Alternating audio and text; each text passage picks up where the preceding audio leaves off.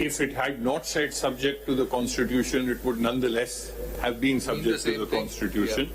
And perhaps not too much meaning need be ascribed or forced into it, and that's why I was just citing these two Then judgments. why should too much meaning be ascribed to the and law bit of it? My lord, because the plain meaning... Yeah, you can't have it one way. No, because what I'm saying is that in a particular provision, it says that it will be subject to Constitution. in a subject Constitution, चलो हर कोई समझता है, और and law जो है उसको तो आप full entry 58 I mean, surely.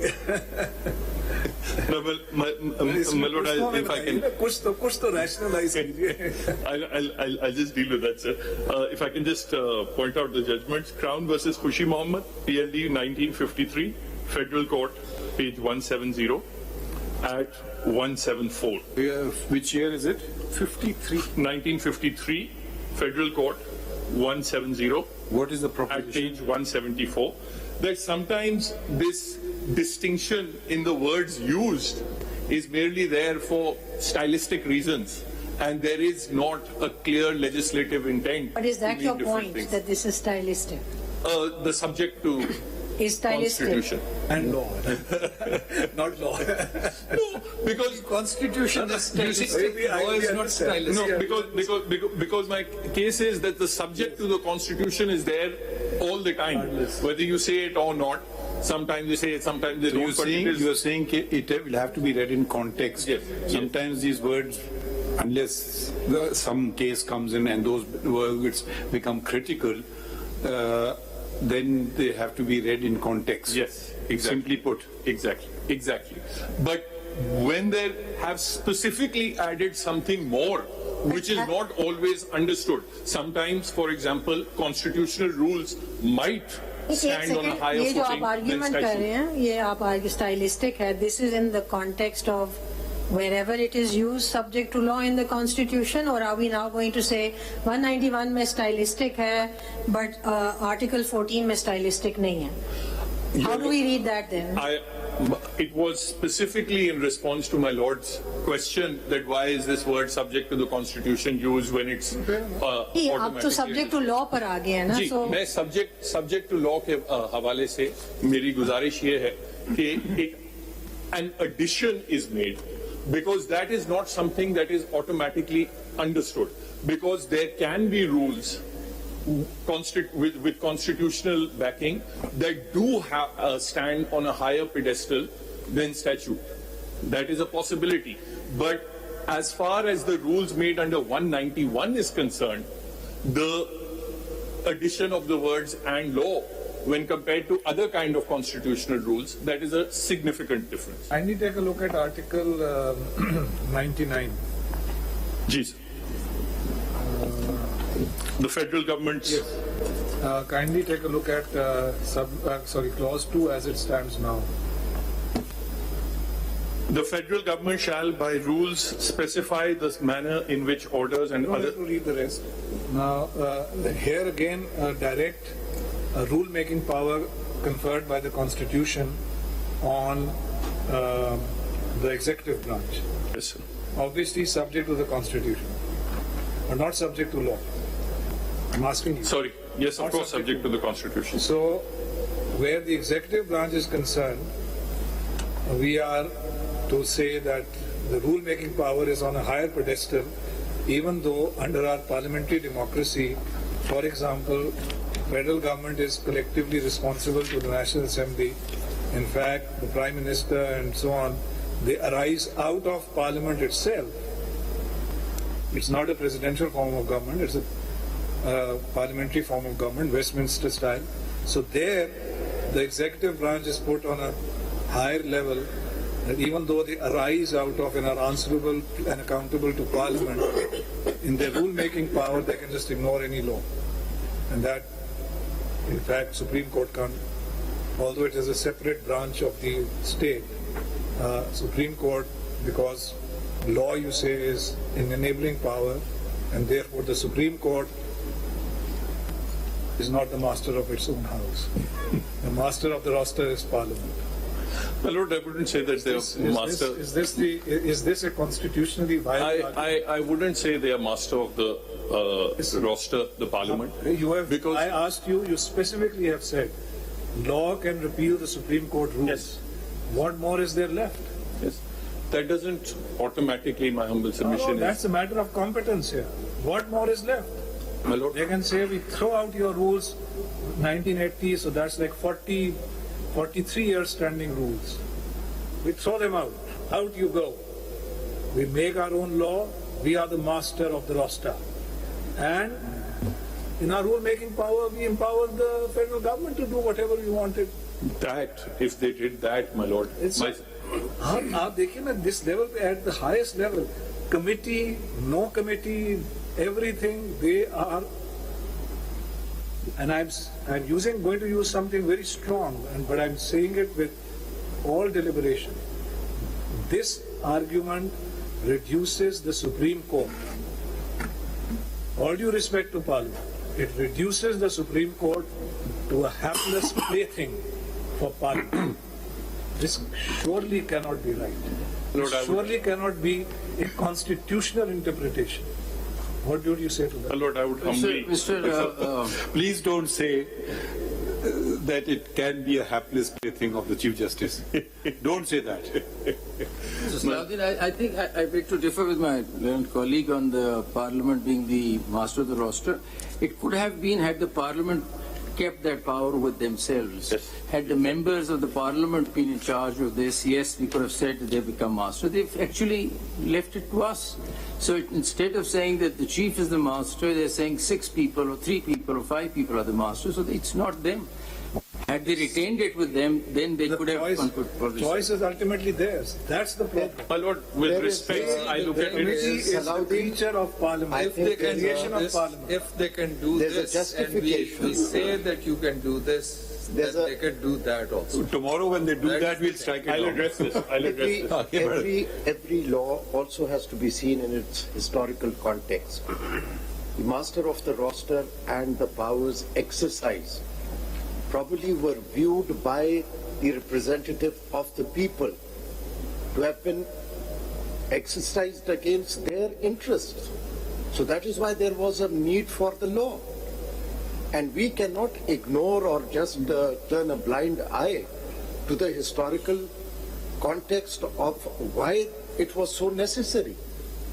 And somehow Lord, we sort there of has to be- referring to the Parliament in a bit of a derogatory sense. You see, as if they're the Indians or some people outside somewhere. You see, it's the Parliament, and Parliament is a house which represents the people of Pakistan.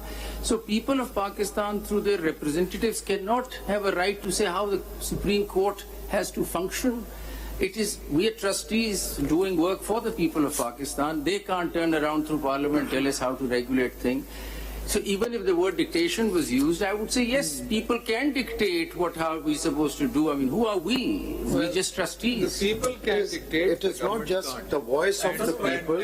But the Parliament are the chosen representatives of the people. Spoken. It is not. It is not just. So if the people want to speak again, obviously, people have given the Constitution. Let them say so in the Constitution. It is not. 32 or 34 MNAs sitting in the Parliament, they don't speak for the people. They speak for a party for the reason that the majority is the government actually. So it is rolled into one. The executive and the Parliament are rolled into one. Speaking If- for my. if- Speaking for myself. If Let us not. if the people of Pakistan have to have their will, yes, it is their country. They have given the Constitution.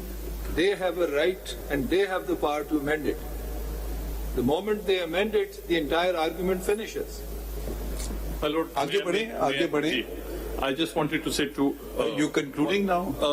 just 10 minutes. Sir. Ji. As far as this is concerned, just to wrap up the relative primacy of statute and rules, my submission would be that no doubt that the two spheres, legislative competence and infringement of judicial independence, those are completely separate issues. So if Parliament has legislative competence to even completely repeal and modify and bring in new Supreme Court rules, it will nonetheless Will it not be subject to anti-55? Sorry, sir? If they legislate a new law, the Parliament, will it not be subject to anti-55? As far as creating additional jurisdictions is concerned, yes. As far as practice and procedure is concerned, my submission has been that it doesn't depend on NT55. But what I'm saying is that if Parliament does repeal the Supreme Court rules, it brings in its new rules, your lordships will check those rules on the touchstone of Article 10A, and if there's anything in those rules that effectively impairs your lordship's independence, then your lordships would be free to strike it down. It is, for example, sir, that Parliament has competence to pass any criminal law. But if Parliament passes a law that anyone who looks at us funny will be hung, your lordships would not examine the case on the basis of legislative competence. Your lordship would strike it down as being contrary to Article 9 and so on and so forth. So those two aspects have to be segregated. Now, if to move on, sir. So you mean that door can be open, but scanner has to be installed? Yes, if the opening of the door is misused, then your lordship can step in.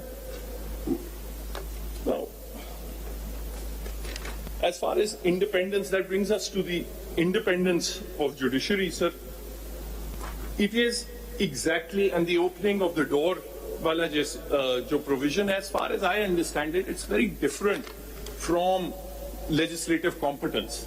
Let's say a law seeking to regulate a trade is challenged on the touchstone of Article 18, or a law imposing a property tax is challenged on the touchstone of Article 24.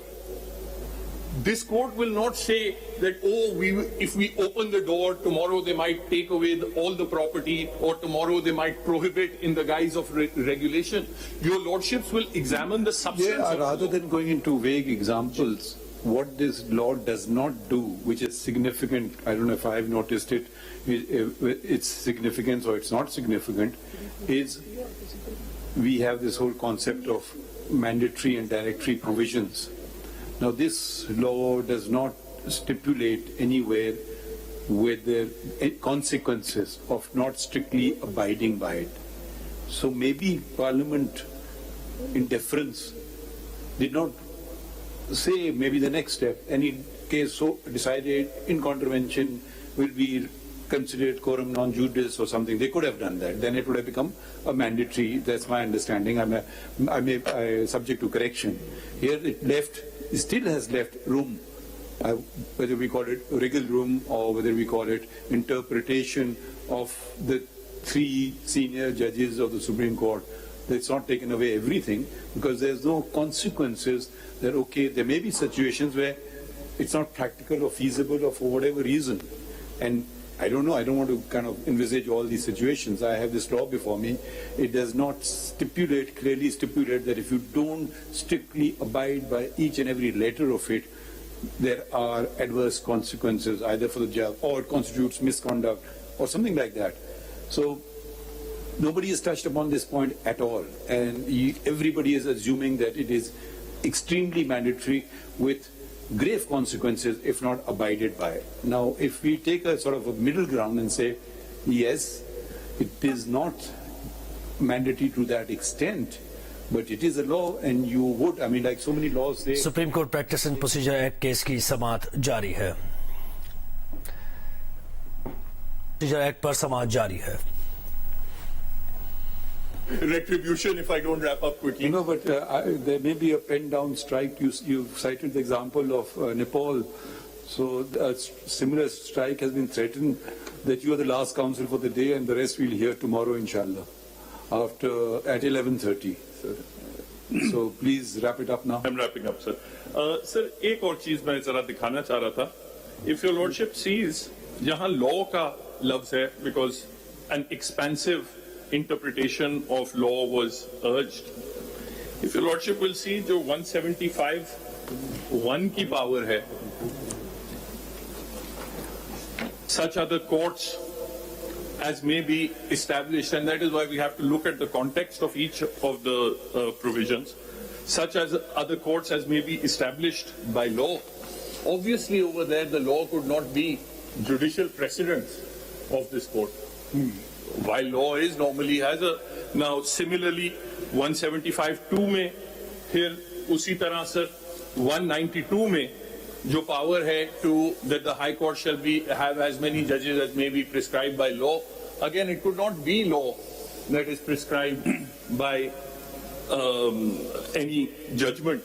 So the argument that 191 has to be treated as this grand provision that includes everything and rules and bylaws and all that, I would humbly submit that that is not borne out.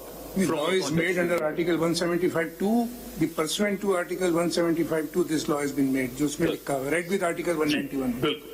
अब sir, now ये जो इसमें आप 2 को पढ़ेंगे ना, इसको 187 के साथ पढ़िए. 187 में इसका रेफरेंस है. जी सर. 187 पढ़िए. Subject to clause 2 of Article 175, it recognizes ये jurisdiction confer जो हो रहा है ना 175(2) का, it is read with Article 187 as well. उसी का रेफरेंस है वहाँ कि जो भी सुप्रीम कोर्ट पावर एक्सरसाइज करेगा, that is subject to Article 175 sub Article 2. बिल्कुल. I agree, sir. सर, एक और जहाँ तक इंट्रा कोर्ट अपील की वो जो सेक्शन 5 वाली इशू है, I just wanted to briefly point out the occasions where Parliament has created an additional appellate jurisdiction on this court over and above what is written in 185, Section 9, 155 and 202 of the Election Act, Section 44 of the Competition Act, Section 48 of the Legal Practitioners and What Bar are you Council. referring to, sorry? The power of Parliament to confer an additional appellate jurisdiction on this court, which is not anywhere mentioned in 185. 185 talks of only orders of the High Court, but they have created appeals coming from different forums, and those, the constitutionality of that has never been... Including contempt of court. Yes, sir. And finally, Section 19 of the contempt of court. Contempt of court was the ordinance. It was saved by 270, and it was saved in the 18th Amendment. Yes, sir. So that's a different. But again, what I would urge is that the savings is retrospective validation, as this court has held that the Article 268 up till 270, AAA, etc. They don't mean that a law that is saved can continue despite being in violation of some constitutional provision. So the Contempt of Court Act might have been saved because it was promulgated. Which was the third law, election, competition? Which was the third one? Sir, Section 48 of the Legal Practitioners and Bar Councils Act. So in Section 50. Supreme court में practice and procedure act पर full court समाअत इस वक्त जारी है. मुस्लिम league नून के barrister Salauddin दलाल दे रहे हैं.